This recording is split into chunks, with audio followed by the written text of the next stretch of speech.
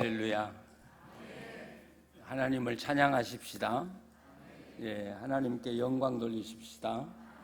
예, 오늘 또 말씀의 은혜가 충만하기를 간절히 기원합니다. 예, 오늘 말씀대로 한 부자가 있었는데 이 부자는 이 자색 옷을 늘 입었어요. 영어로 말하면 퍼플 색깔의 옷을 입었죠. 그리고 새모시의 옷을 또 입었습니다. 그리고 날마다 오늘 우리로 말하면 파티를 했어요. 예, 파티를 하고 얼마나 즐거워했는지 몰라요. 자, 이 한 절이 짧은 구절인데 이 한 절이 뭘 이야기를 우리한테 하고 있느냐? 부자가 퍼플 색깔 옷을 입었다는 이야기는, 여러분, 퍼플은 황제만 입는 옷의 색깔이에요. 노마 황제. 그러니까 일반 사람이 이 퍼플 옷을 입으면 난리가 나는 거예요. 근데 이 부자는 퍼플 색깔의 옷을 입었어요. 그러면 그게 무슨 뜻이에요? 나는 황제다, 그런 뜻이에요. 그러니까 이분은 부자일 뿐 아니라 자기가 황제, 대통령이다, 왕이다 하고 사는 사람이에요. 그래도 아무도 손댈 수가 없어요. 돈이 그만큼 많았던 것 같아요. 그리고 그 고운 베옷을 입었다고 하는 이 말은, 여러분, 창세기 읽어보면 요셉이 감옥에서 나와 총리가 됐을 때 바로가 이 요셉에게 옷을 입혀주는데, 바로가 요셉에게 입혀줬던 옷이 바로 베옷이에요. 그러니까 여러분, 베옷과 퍼플 색깔의 옷을 입었다, 나는 황제다, 그런 뜻이에요. 그러니까 돈 많지요, 권력을 쥐고 흔들지요, 자기 황제가 부럽지 않지요. 그러니까 날마다 잔치한다. 여러분, 이건 마치 뭐와 같냐면 황제가 그 자기의 그 장관들을 또는 외국의 그 사절들을 다 불러서 잔치하듯이 자기의 권력을 과시하는 거죠. 날마다 잔치야. 얼마나 부자였으면 날마다 잔치하고도 남았을까?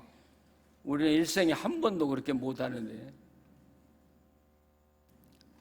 이게 바로 부자예요.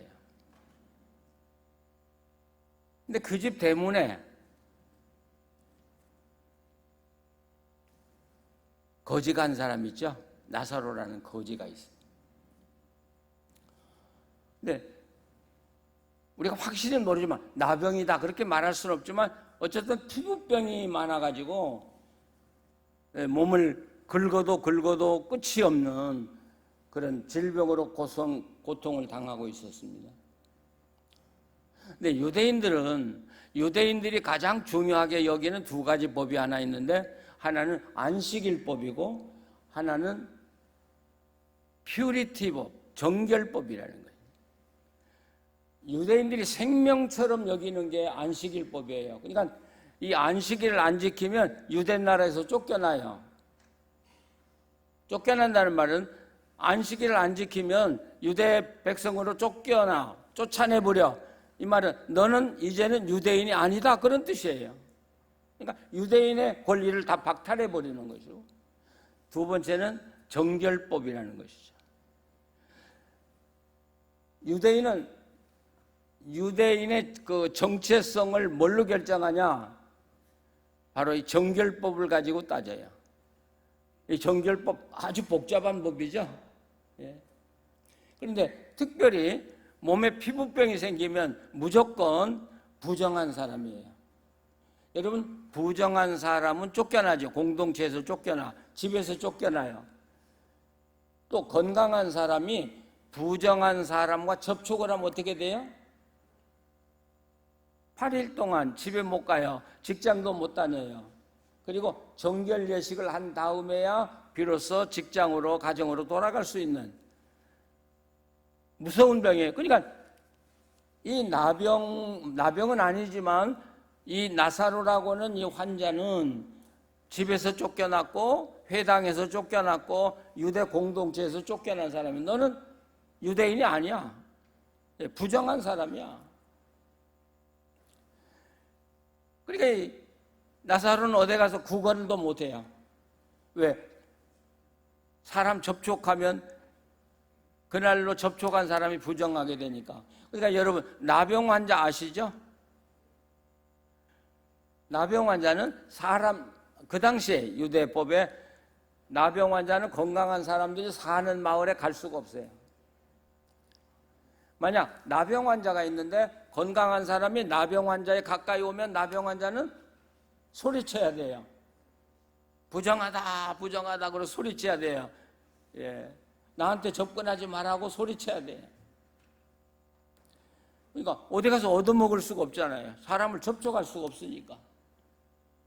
그래서 이 나사로라는 사람이 결국 생각한 것이 부자의 집에서 잔치상에서 떨어지는 부스러기를 먹겠다. 근데 여기서 잔치상에 떨어지는 부스러기라는 말이 다 먹고 남은 찌꺼기를 모아가지고 쓰레기통에 준 걸 그걸 먹었다는 이야기가 절대 아니거든요. 유대인들은요 구제에 굉장히 힘쓴 사람들이에요. 세계에서 구제를 제일 많이 하는 게 유대인입니다, 여러분. 그렇기 때문에 잔치를 할 때는 반드시 거지나 가난한 사람, 그 불쌍한 사람들을 위한 밥을 따로 챙겨요. 유대인들은 그걸 하숙으로 보내주는 거죠. 그러니까 이 나사로가 먹은 밥은 그 쓰레기로 버린 밥을 먹은 게 아니에요. 따로 차려준 밥을 먹었어요. 그러니까 이 부자가 어떻게 보면 나사로를 돌봤다고 볼 수가 있겠죠.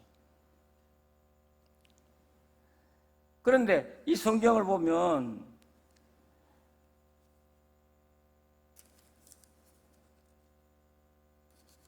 결국 이 부자의 친구는 누구예요? 부자의 친구가 딱 하나 있는데 누구예요? 이럴 때는 제 얼굴 쳐다보지 마시고 성경을 보셔야 돼요. 개들이요, 개들. 근데 보세요. 개들이 와서 핥았다. 이게 우리가 말할 때 그냥 읽을 때는 그냥 개가 핥았다 이렇게 생각합니다만 유대인들이 이 말을 썼을 때는 그 이야기가 아니야. 의미가 달라요. 비슷한 이야기가 하나 있는데 탕자가 돈이 다 떨어지고 먹을 것이 없으니까 이방 돼지 치는 집에 가서 돼지를 쳤다고 돼 있어요. 그게 무슨 말인 줄 아세요? 그러니까 성경은 글자로 이야기도 하지만 어떤 상징을 가지고 이야기하는 게 더 많아요. 유대 나라 사람들은 이방인을 뭘로 취급해요? 개, 돼지를 취급해요. 근데 이 탕자가 돼지 울에 갔어요. 그러면 이 부자는 유대인이 생각할 때 사람이란 말이에요? 돼지란 말이에요? 예, 돼지란 말이에요. 돼지란 말은 사람 되기를 포기했다 그 말이에요. 이 탕자는요. 그러니까 아버지에게 돌아갈 수가 없어요. 이제 이 탕자 이야기 다시 해야 돼요. 전 재미있는 이야기예요. 그러니까 개들이 와서 핥았다 그런 건 개의 친구가 됐어요. 그러면 이 나사로는 사람이요, 개요? 대답 좀 해보세요. 개요, 사람이요? 유대인의 관점에서는 개요, 개. 사람이 아니야. 그러니까 그 개는 안 돌봐도 된단 말이에요. 유대 관점에서 보면은 그런 표현을 개들이 핥았다 이렇게 표현을 해요. 자, 그렇게 살다가 결국 가난한 나사로가 먼저 죽죠. 제가 시골에서 목회할 때 그때 봤던 그 모습이 너무 강렬해서 50년이 지났는데도 지금도 잊혀지지 않는 그림이 하나 있어요. 어느 날 마을에서 누가 죽었다는데 밤에 상여가 나가는 거예요. 근데 상여가 나가는 게 아니라 이 뜰것 있죠. 뭐라고 표현해야 될지 모르겠어요. 장정 너이서 이렇게 장대 메고 거기에 가마니를 깔고 시체를 그 위에 뉘어서 지나가는 거예요. 사택에서 이렇게 보니까 시신이 이렇게 몸 형체가 보이고 아무 말 없이, 야, 그때 그 충격, 저게 사람이로구나. 인간은 다 저렇게 되는구나. 아무것도 아니더라고요. 그러니까 저는 이 거지가 죽어서 장사 지냈다고 할 때 그 모습이 생각이 나요. 누가 장사 지냈겠어요? 부정한 사람 손 나면 안 되니까. 그래서 장사 치르는 동 마는 동 그냥 없애버린 거예요. 죽자마자 그냥 없애버린 거예요. 나사로는 이럴 때 영어로 nothing, 아무것도 아니에요. 없어져 버려요. 흔적도 없이 없어져 버렸어요. 자, 부자가 죽었죠? 얼마나 화려했겠어요. 우리로 말하면 부조금도 요즘 몇 억씩 나오고, 예.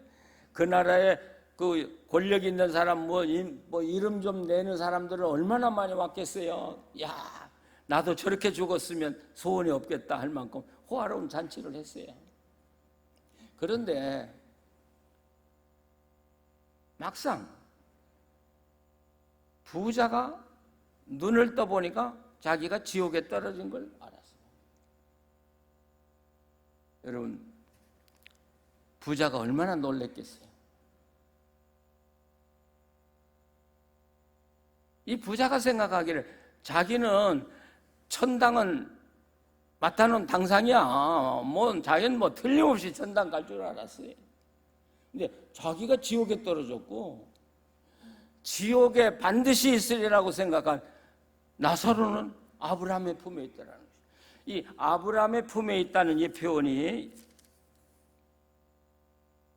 여러분, 이게 이런 표현이에요. 우리 성경에는 그냥 아브라함의 품에 있다 그러는데, 예수님이 이 땅에 사실 때 그 유대 나라의 귀족들하고 밥을 먹을 때 어떻게 먹었어요?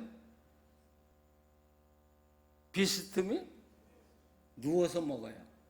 이건 로마 황제가 먹던 방법이야. 로마 황제가 그 원로원들을 모아놓고 밥을 먹을 때 비스듬히, 예, 비스듬히 거기서 이렇게 손을 음식을 가지고 먹고요. 이 로마 사람들은요, 비스듬히 누워서 밥을 먹고 연회를 하면 초저녁부터 새벽까지 먹었대요. 그럼 위가 얼마나 위대해가지고 그렇게 많이 먹었을까? 근데 기록에 보면 유대인들은 너무나, 로마인들은 너무나 먹을 게 많으니까 먹고 배부르면 저쪽에 가서, 죄송해요, 저녁 먹었는데 그 먹은 걸 다 개내고, 그리고 또 먹고 나서 배가 부르면 또 그걸 개내고, 그 다음에 또 와서 먹고, 그래 새벽까지 먹은 거야. 근데 유대인들이 예수님에 대해서 반감이 생기고 화가 났던 건 뭐냐면, 그건 서민들은 그렇게 먹으면 안 되는 거예요.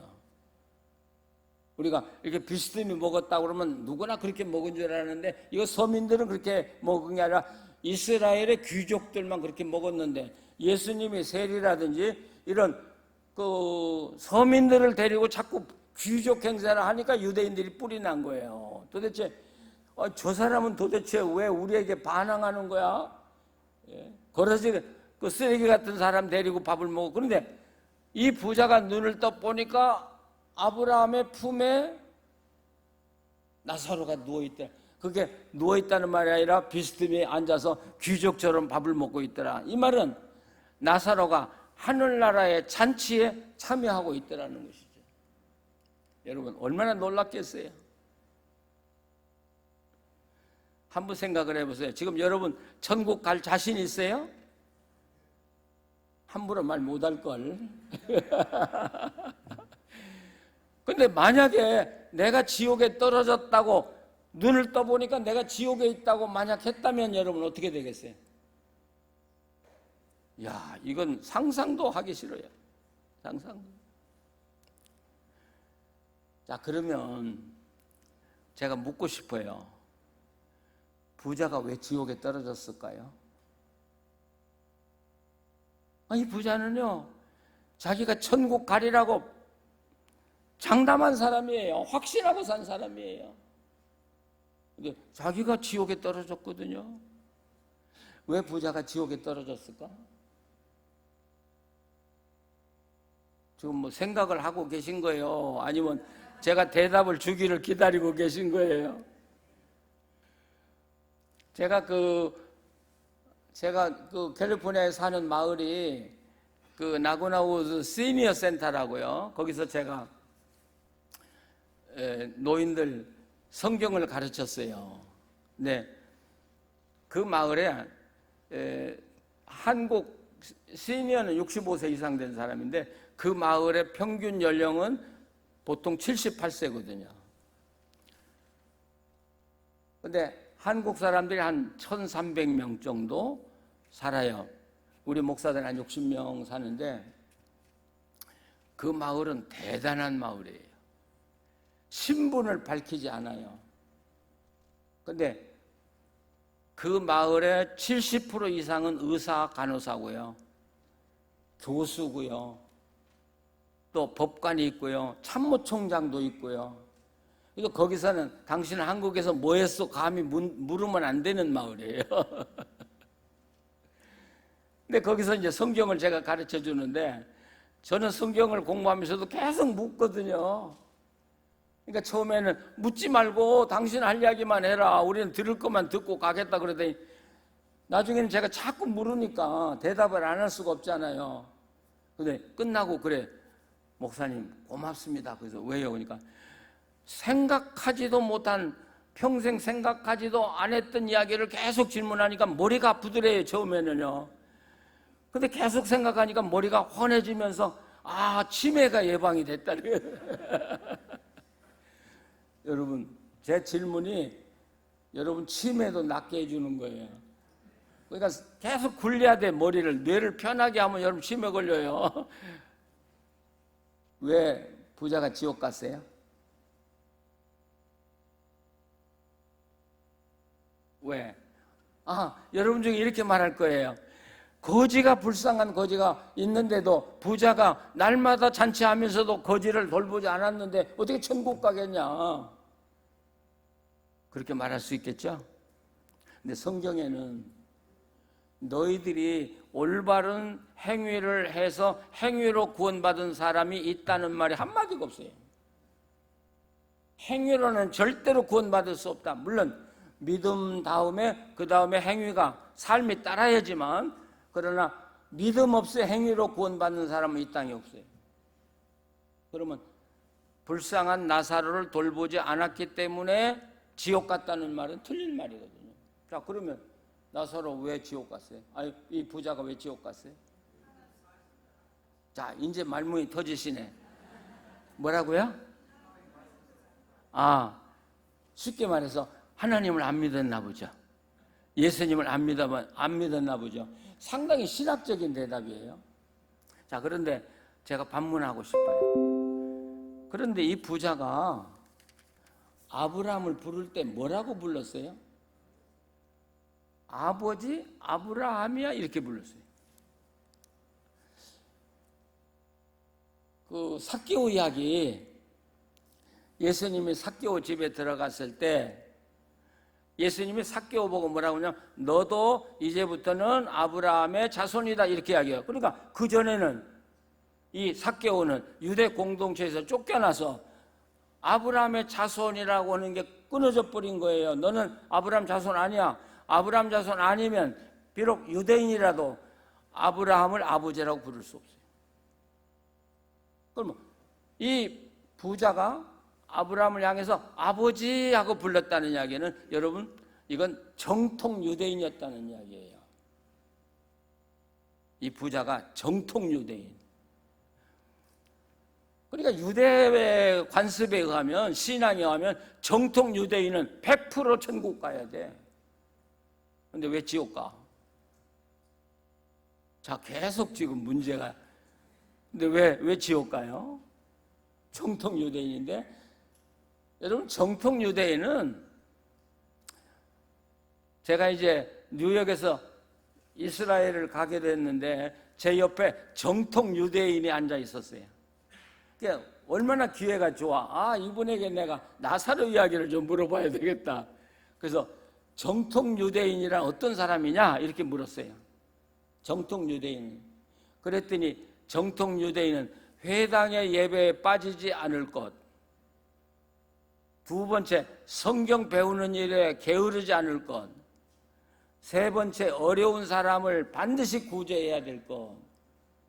셋째는 뭐 봉사를 해야 하고 친교를 해야 된다. 그러면 이 부자는요, 그렇게 산 사람이에요. 헌금 11조 반드시 바쳐야 되고, 유대 정통인들은 11조 바쳐야 되고, 안식일 예배 빠져서는 안 되고요, 성경 연구에 빠져서는 안 되고요, 구제 빠져서는 안 되고요. 보통 사람도 하기 어려운 일들을 이 정통 유대인들은 다 해야 돼요. 그럴 때 비로소 너는 아브라함의 자손이라고 그러는 거예요. 만약에 이런 분야가 오늘 우리 교회에 있다면 이분은 아주 상자에 앉히고 대접받았을 거야. 야, 저분 없으면 우리 교회는 운영 안 돼. 저분 헌금으로 우리가 운영되고 있고 저분의 봉사로 우리 교회가 움직여지고 있고 뭐 그런 정도의 대접을 받아야 될 사람이 이분은. 근데 지옥 떨어졌거든요. 왜 떨어졌어요? 힘드시지? 제가 자꾸 물으니까. 왜 지옥 떨어졌어요?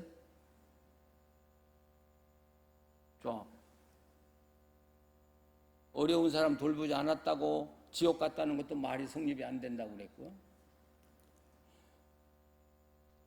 이 부자가 아브라함을 아버지라고 부른 정통 유대인이라고 그런다면 유대 관점에서 100% 천국 가야 될 사람인데 지옥에 떨어졌거든요. 왜 지옥에 떨어졌을까? 이제 말문이 맺히시죠. 네? 왜? 그런데 이 본문을 자세히 살펴보면 거기에 대한 힌트가 하나 나와요. 이 부자의 이름이 뭐예요? 부자 이름이 뭐예요? 없어요. 부자 이름은 부자예요.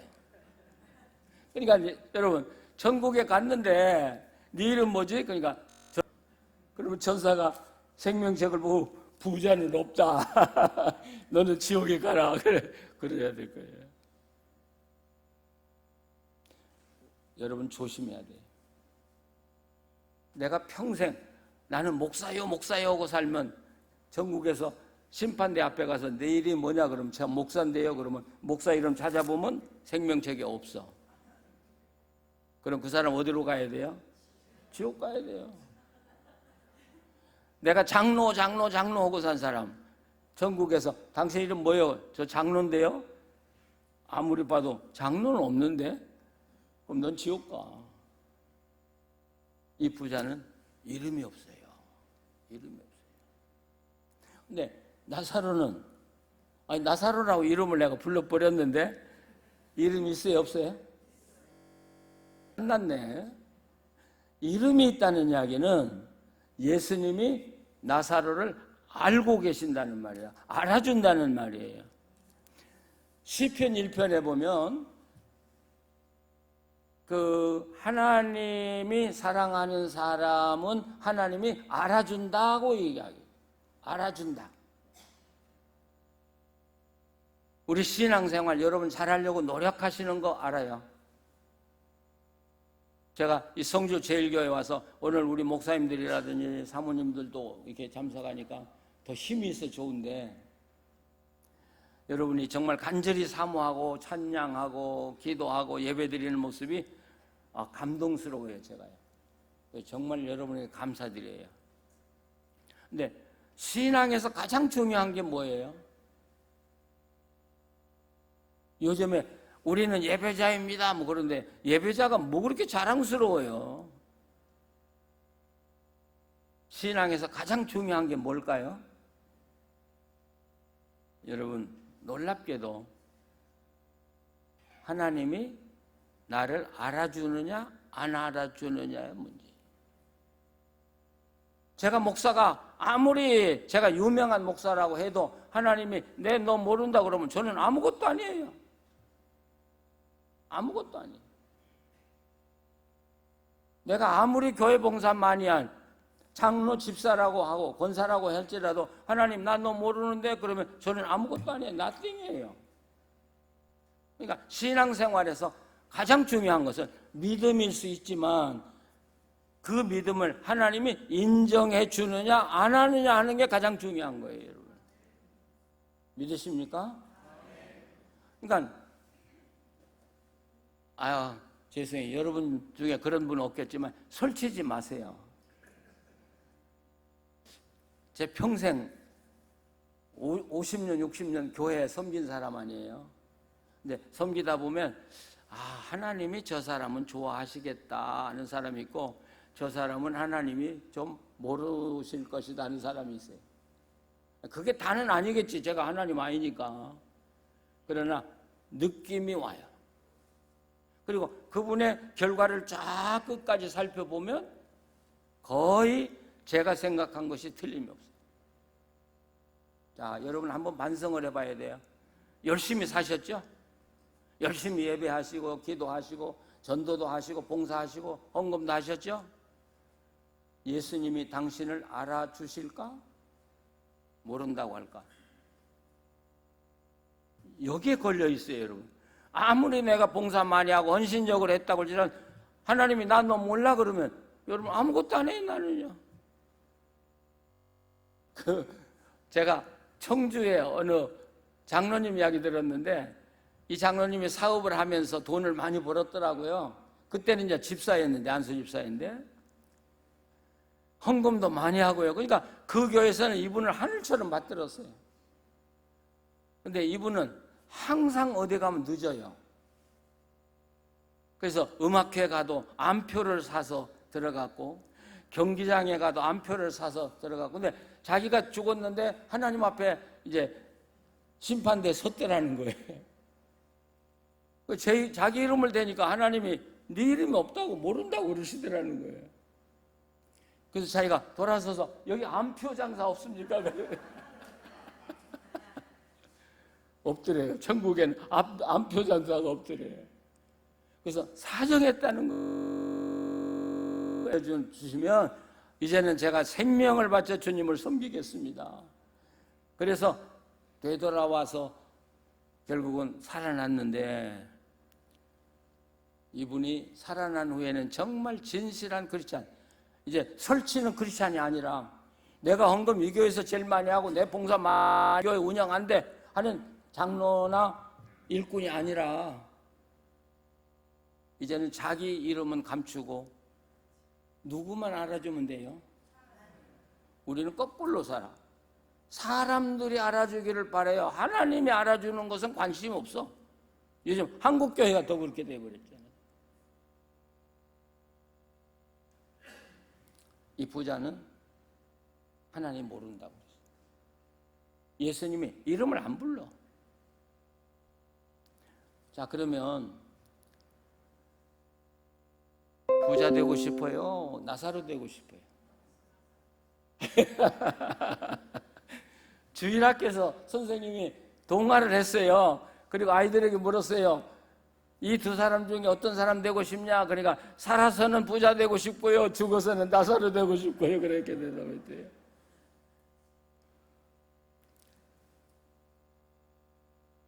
여러분, 하나님이 알아주는 것을 뭐라고 성경은 표현하냐면 의롭게 되었다 그런 뜻이에요. 의롭게 되었다. 그러니까 내가 믿어야 돼요. 믿음이 전제가 돼요. 반드시 믿음이 전제가 되는데 그 다음에 그 믿음을 하나님이 평가해 주는 게 있어요. 그걸 의롭다함을 받는 거예요. 그러면 내가 의롭다함을 받았는지 안 받았는지를 어떻게 알 수 있어요? 나는 의롭다함을 받았어. 그건 당신 이야기야. 하나님한테 물어보지도 않고 의롭다함을 받았다고 그래요? 저는 우리나라에 옛날에 유명했던 현신의 권사 여러분 아시죠? 안수기도 많이 하고 기도 많이 하고 전도 많이 한 사람, 그분 간증이 유튜브에 떠 있어요. 여러분 한번 가서 현신의 권사를 치면 나올 거예요. 전 그분의 간증을 듣고 느낀 바가 참 많아요. 그분이 죽었는데 예수님 앞에 심판대에 딱 섰대요. 예수님을 만나니까 너무 반가운 거야. 그래서 주님 저 현신해요 그랬다는 거죠. 그랬더니 주님이 냉정한 눈으로 바라보시면서 난 너 모르는데 그러더라고요. 여러분, 그러면 현신의 권사가 일생 동안 한 게 아무것도 아니에요. 현신의 권사 어디로 가야 돼요? 지옥 가요. 내가 너 모르는데. 그래서 현신의 권사가 예수님에게 무릎을 꿇고 제가 주님의 이름으로 귀신도 쫓아내고 병든 자를 얼마나 많이 고쳤고 얼마나 많은 영혼을 하나님께 인도했는데요, 네가 좋아서 했지 나를 위해서 한 게 뭐 있어? 네가 나를 위해서 한 게 뭐 있냐? 내 이름 팔아서 대접받고 내 이름 팔아서 돈 벌고 나를 위해서 한 게 뭐야? 그러니까 현신의 권사님이 이건 남을 비방하려는 게 아니에요. 우리나라에 아주 유명한 목사님의 이름을 댔대요. 그러면 조아무개 목사님 아십니까? 그러니까 걔 나 모르는데 그러더라고요.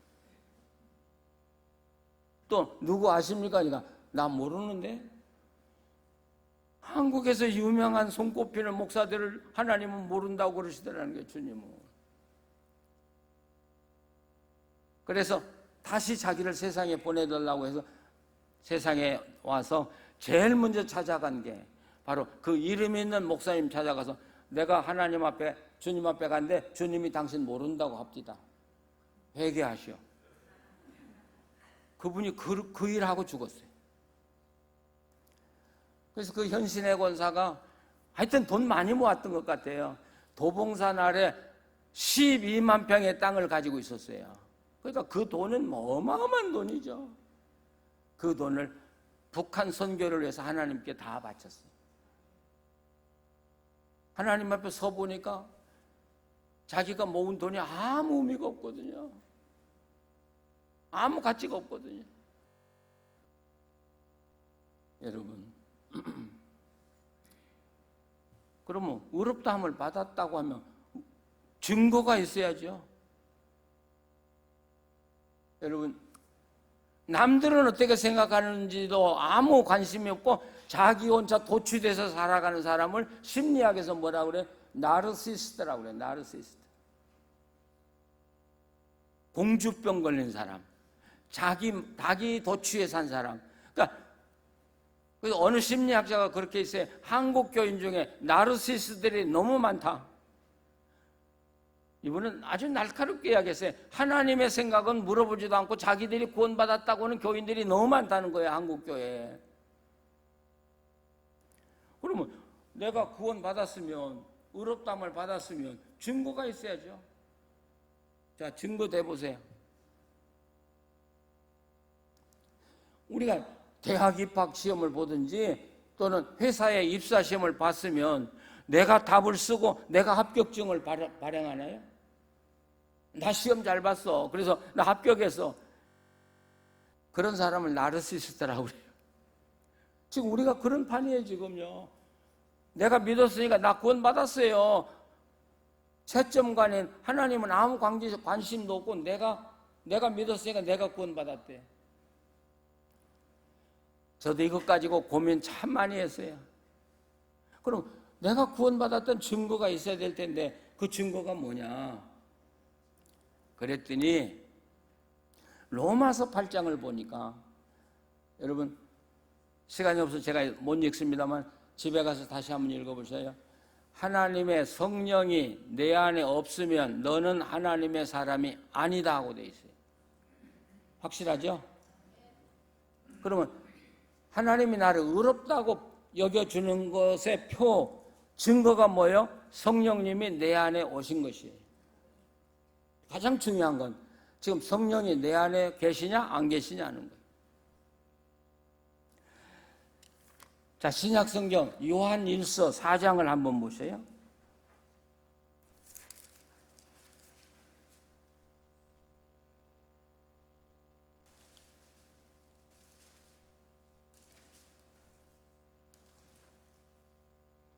사장 13절 한번 보시죠. 4장 13절 같이 한번 읽어보세요. 그의 성령을 우리에게 주심으로 우리가 그 안에 거하고 그가 우리 안에 거하는 줄을 아느니라. 자, 여기 참 귀한 말씀이 나와요. 성령이 내 안에 계신다고 하는 이야기는 하나님이 내 안에 계신다는 이야기라고요. 근데 그걸 또 바꿔 말하면 성령이 내 안에 계신다고 하는 것은 내가 하나님 안에 거한다는 이야기. 이해가 되셔요? 그러니까 성령이 내 안에 계시면 바로 성령님이 너는 하나님의 자녀다, 내가 의롭다 하고 너를 여겨주고 너를 받아준다고 하는 표시고, 내가 하나님 나라에 들어갔다는 표시라는 거예요. 자, 그럼 문제는 성령이 내 안에 계시냐 안 계시냐 하는 거예요. 어때요? 여러분 안에 성령이 계십니까? 확실합니까? 예. 성령이 내 안에 계시다면 성령이 기뻐하는 일을 할 수밖에 없어요. 계시다고 하면서 성령님이 싫어하는 일만 골라서 한다면 그건 성령 받은 사람 아니잖아요. 이제부터 여러분 기도하시면서 정말 내가 성령의 사람인가를 반성하면서 기도하시고, 하나님, 만약 성령이 내 안에 계시다는 확신이 없다면 여러분 성령이 내 안에 오셔서 나를 지배하도록 여러분이 기도하시기를 바랍니다. 성령 받기 위해서 가장 먼저 중요한 것은 나를 하나님께 포기하는 거예요. 하나님, 내 모든 걸 다 포기하겠습니다. 하나님이 내 모든 일을 인도해 주시고 주장해 주십시오. 자, 오늘 본문으로 돌아가요. 문제가 뭐예요? 이 부자가 처음에는 좋은 신자였을 거예요. 그렇죠? 우리 신앙생활 하는데 보면 처음 예수 믿을 때 모든 사람들이 정말 잘 믿어요. 감격스럽고요. 날마다 교회 와서 찬송해도 눈물이 나고. 근데 점점 어느 때 가면 눈물이 그치고 아멘이 그치고 마음이 굳어지고 말씀이 안 들어지고. 그러니까 이 부자는 어느 때인가 그 신앙이 정지가 돼버린 거예요. 정지가 되면 자기 영혼이 돌덩이 같이 돼버리는 거죠. 그럼 뭐가 안 들어와요? 자, 내가 돌덩이 같이 마음이 굳어지면 뭐가 안 들어와요? 성령이 안 들어와요. 말씀이 안 들어가는 거야. 말씀이 안 들어가요.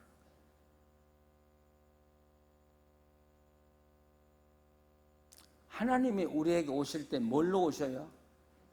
말씀으로 오셔요. 믿으셔요?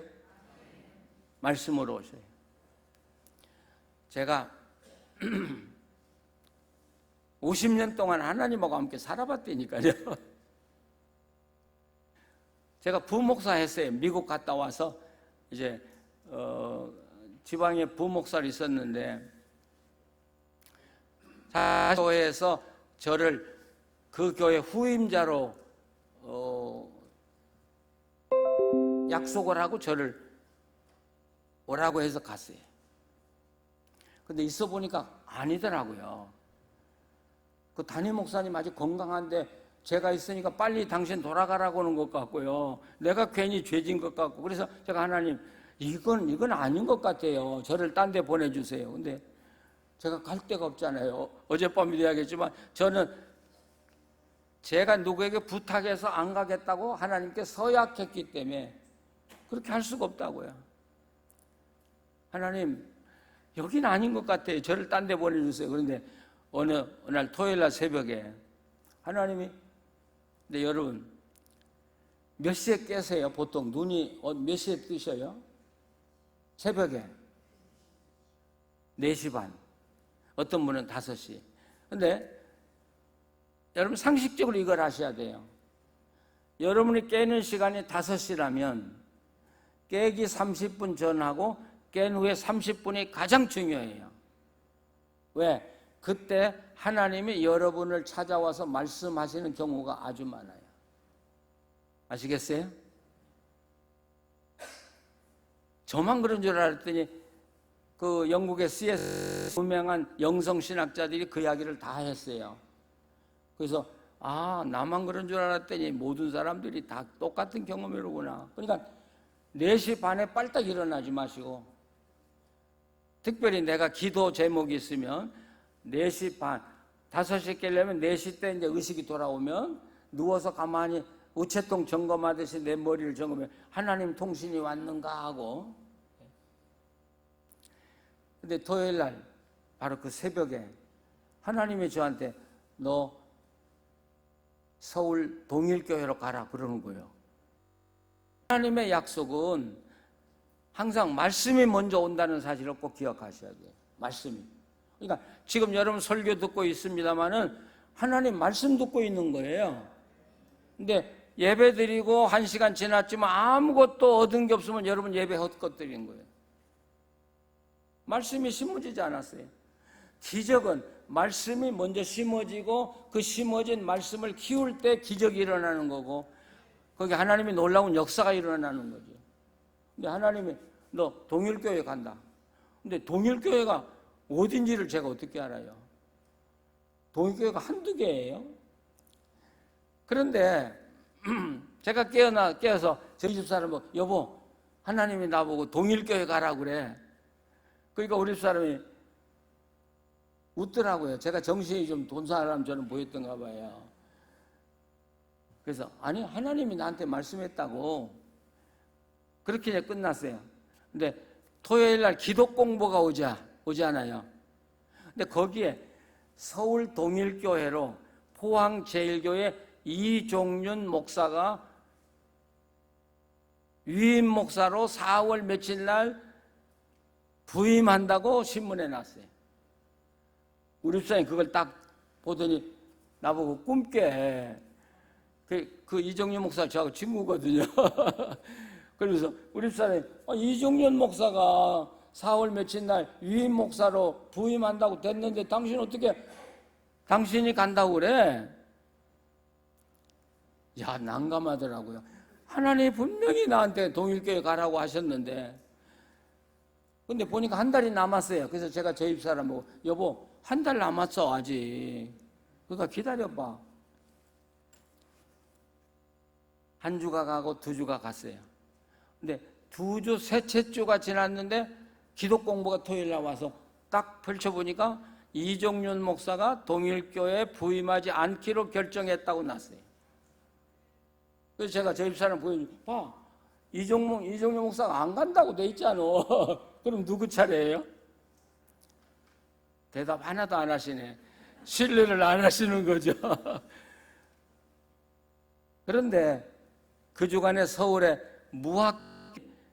저하고 신학교 동기인데 전화가 왔어요. 이 목사, 이번 주일날 저녁에 우리 교회 설교 한번 하지. 그래서 왜? 그러니까 여전도 헌신 예배니까 한번 와. 그래서 난 안 가. 예. 마치 내가 시골에서 할 일 없어서 여기저기 다니는 사람 같이 난 안 가고, 또 직장을 구하러 다니는 사람처럼 난 안 가겠다고. 그랬더니 언제까지 시골에 썩으려고 그러냐? 내 서울에 가서 무학교회 주일 여전도 헌신 예배 인도를 했어요. 그리고 호텔에 들어갔는데 그 친구 목사가 저보고 이 목사, 당신 오늘 선 봤어? 그러는 거예요. 그래서 내가 뭐야? 나는 선 보면 안 가. 무조건. 그러니까 이 친구가 저보는 거예요. 아니, 내가 당신 보고 선 본다고 이야기했냐? 와서 헌신 예배 설교해달라고 했고, 당신을 초청하고 싶은 장로님들은 와서 그냥 예배 참석하고 설교 들었을 뿐인데, 아니, 당신이 나한테 부탁한 것도 아니고 내가 뭐 당신에게 뭐 청을 받아가지고 그 교회 소개한 것도 아니지 않냐. 생각해 보니까 어때요? 그것도 맞는 말이더라고요. 그래서 제가 그게 어느 교회인데? 그랬더니 동일교회. 야, 정말 하나님의 역사는 놀라운 일이에요. 놀라운 일. 그리고 그 장로님들 만나서 교회 가보지도 않고 그냥 그 자리에서 부임하기로 결정을 하고 가서 보니까 하나님이 보여준 그 교회 모습 그대로예요. 그래서 서울 동일교회 가서 심호하게 된 거예요.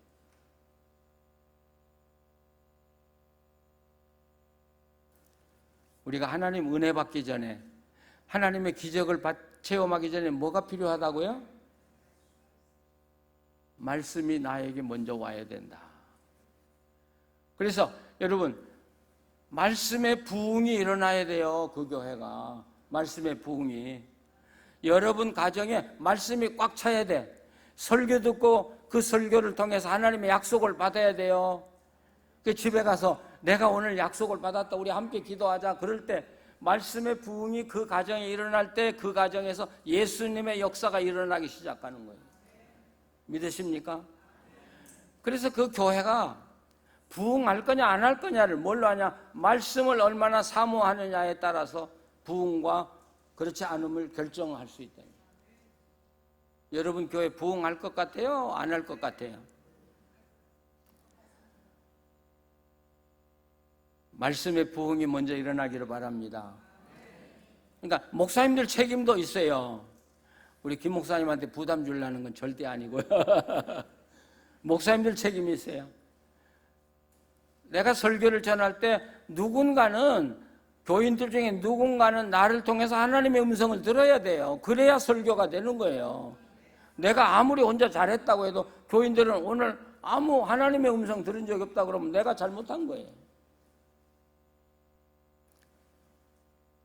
근데 재미있는 것은 이렇게 설교를 하면 설교를 통해서 하나님의 약속을 받는 사람이 계속 일어나는 거야. 하나님의 성령이 함께하는 교회는요.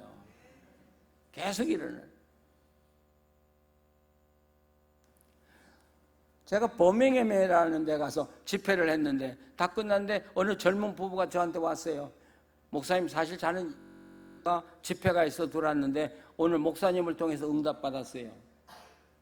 그래서 무슨 응답인데? 그랬더니 제가 지금 박사학위를 마치고 서울에 가려고 그랬는데 어디로 갈까 하고 지금 기도 중인데 하나님이 목사님을 통해서 어디로 가라고 말씀해 주셨대요. 저는 서울 이야기를 안 했거든요. 근데 그분은 제 설교를 통해서 하나님의 약속을 받고 그분이 서울대학교의 교수로 갔거든요. 여러분, 신비해요. 이게 신비해. 그러니까 하나님의 말씀을 우습게 알면 그 신앙은 죽어요. 이 부자처럼. 믿으십니까? 그런데 오래 믿음 생활하다 보면 하나님의 말씀을 우습게 알더라고요. 이게 가슴 아픈 일이에요.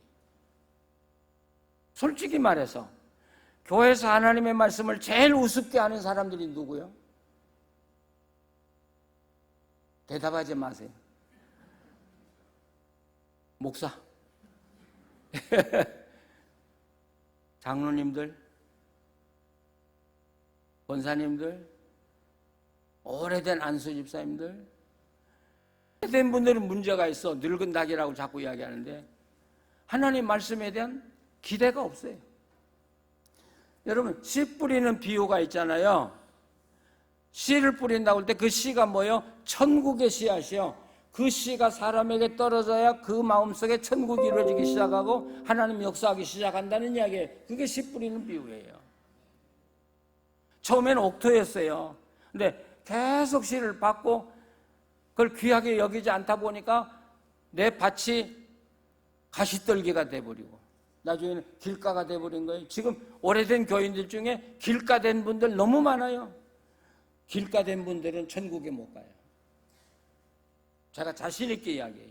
성경이 그렇게 이야기해요. 믿음 생활 잘하는 비결은 여러분 하나님 말씀을 귀하게 여기는 거예요. 그리고 하나님이 나한테 오실 때 말씀으로부터 온다는 사실을 확신하고 말씀을 대해야 돼요. 말씀을 받고 기도해 보세요. 자, 암으로 고생하는 분이 있었어요. 그분을 위해서 제가 기도했어요. 그런데 시편 147편 10절인가요? 이런 말이 나와요. 한번 찾아봐야 되겠죠? 시편 147편.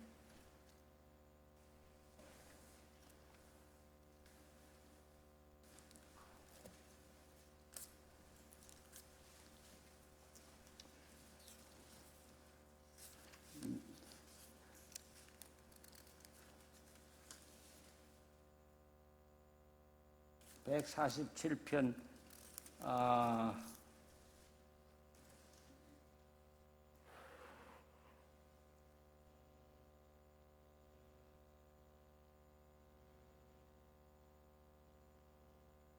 예, 18절 죄송해요. 18절 한번 같이 읽어보세요. 그 말씀을 보내사 그것들을 녹이시고 바람을 불게 하신즉 물이 흐르는도다. 예. 이 말이요 하나님이 제게 주셨어요. 근데 가만히 살펴보면 뭐를 보내사? 말씀을 보내사 뭘 녹이셔요? 그것들을 녹이사. 그런데 그걸 암이라고 바꿔보세요. 암을 녹이사. 그렇죠? 바람을 불게 하니까 그것들이 물 흐르듯이 흘러서 없어져 버리더라고요. 이게 암을 고치라고 준 말씀은 아닐 거라고요. 근데 나한테 하나님이 이 말씀을 암을 치료하라고 주신 거예요.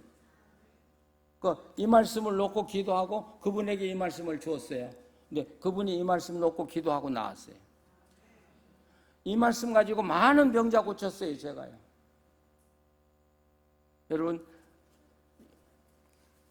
말씀은 그렇게 소중한 거예요. 그냥 흐르는 거 아니에요. 여러분이 이제부터 이 말씀을 소중하게 여기시고 말씀을 품으세요. 우리 젊은이들은 말씀을 놓고 꿈을 길러가는 거예요. 그리고 그 기도한 대로 하나님은 말씀은 반드시 이루어진다. 믿으십니까? 예, 말씀은 반드시 이루어지는 거예요.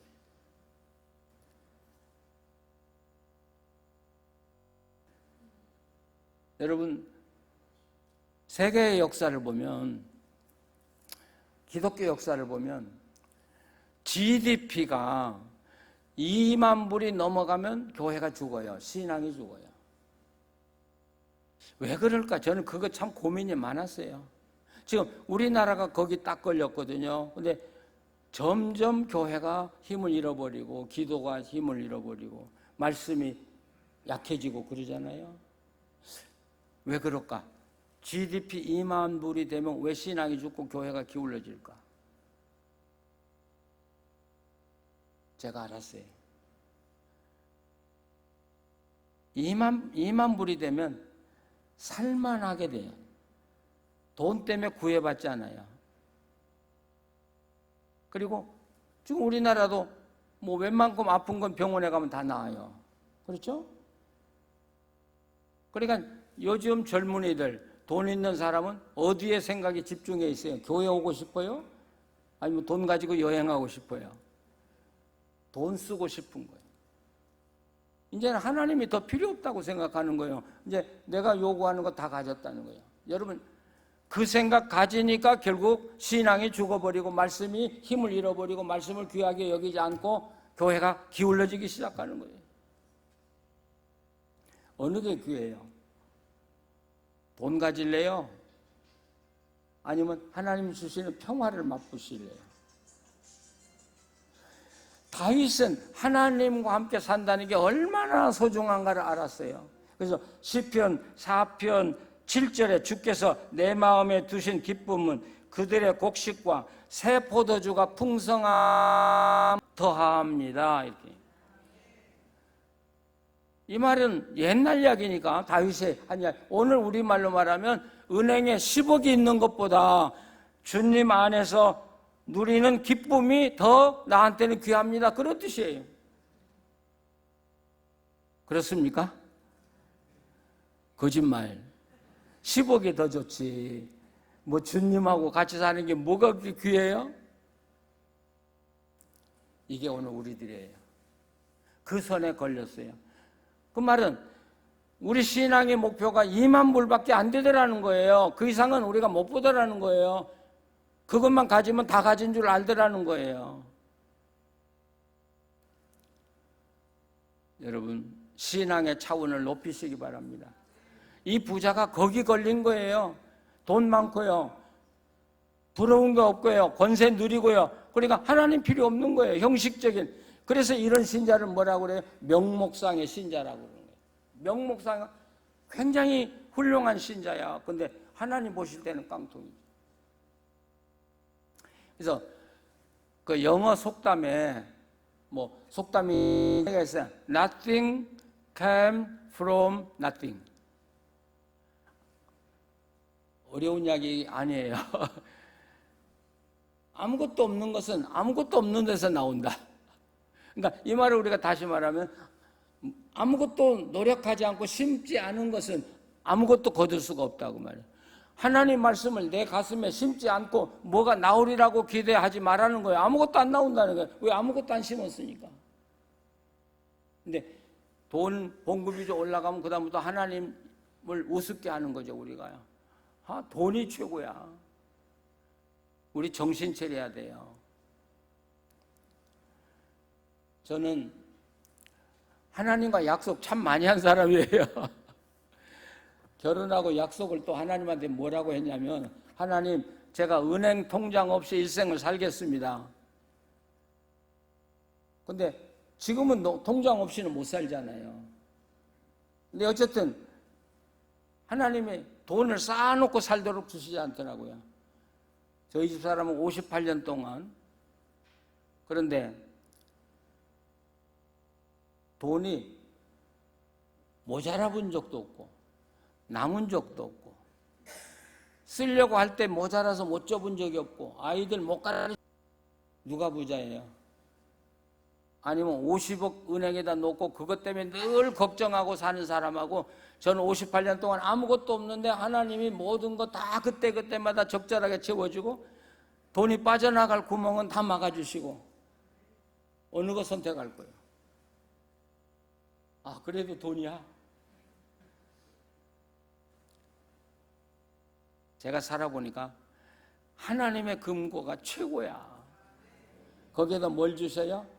평화를 주셔요. 평화. 저는 하나님의 그 평화를 10,000분의 1도 안 되는 거지만 경험해 본 사람이에요. 미국에서는 이렇게 방학 때 되면 이 가정의 자녀들과 함께 이렇게 사막이든지 그런데 집을 하나 빌려서 한 일주일 보내고 이런 그 휴식 시간이 있어요. LA에서 가까운 데가 팜스프링이라는데, 여러분 들어보신 줄 알아요? 사막 가운데 있는 아주 아름다운 도시예요. 우리 식구들하고 같이 거기 가서 이제 한 주 같이 지났는데요. 사막은 낮에는 뜨겁고 저녁에는 너무 춥고, 그 사막 기후가 참 이상한 거예요. 그러면서 묘미가 있어요. 맛이 있어요, 사막 기후가. 그런데 거기서 한 이틀 잤는데 한 3일째 되는 날 2시쯤 깨게 됐어요. 너무 추워서요. 그래서 이불을 덮고 자는데 갑자기 하나님의 손이 제 배를 만지기 시작한 거예요. 근데 그 하나님의 손이 마치 그 학의 날개처럼, 이 손이 아니고 날개처럼 하얀 날개가 저를 덮는데, 그때 느꼈던 평화, 잊어버릴 수가 없어요. 그냥 제가 그래서 좋다. 이 세상 뭐하고도 바꾸지 않겠다. 그게 느낄 수 있는 감격일 것 같아요. 그래서 하나님이 저한테 내가 너를 이처럼 보호해 줬다.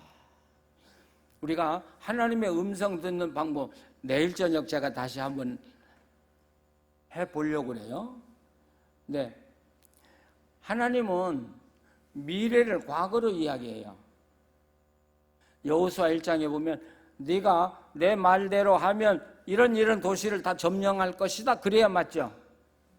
근데 하나님은 네가 내 말대로 살면 이 도시를 이미 다 점령했다 이렇게 말해요.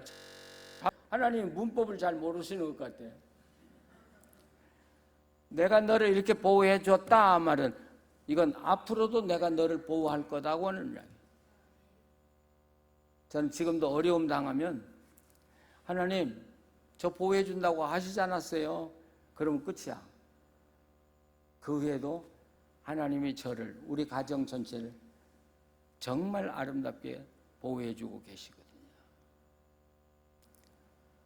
저는 이런 하나님의 축복을 저만 누리려고 하느냐, 여러분에게 나누고 싶은 거예요. 그래서 제가 오늘 말씀을 드리는 거예요. 나누고 싶습니까? 누리고 싶으십니까? 그런 축복이 여러분에게 있기를 간절히 축원합니다. 하나님의 은혜가 여러분 가정에, 여러분 교회에 충만하기를 간절히 바랍니다. 기도하시겠습니다.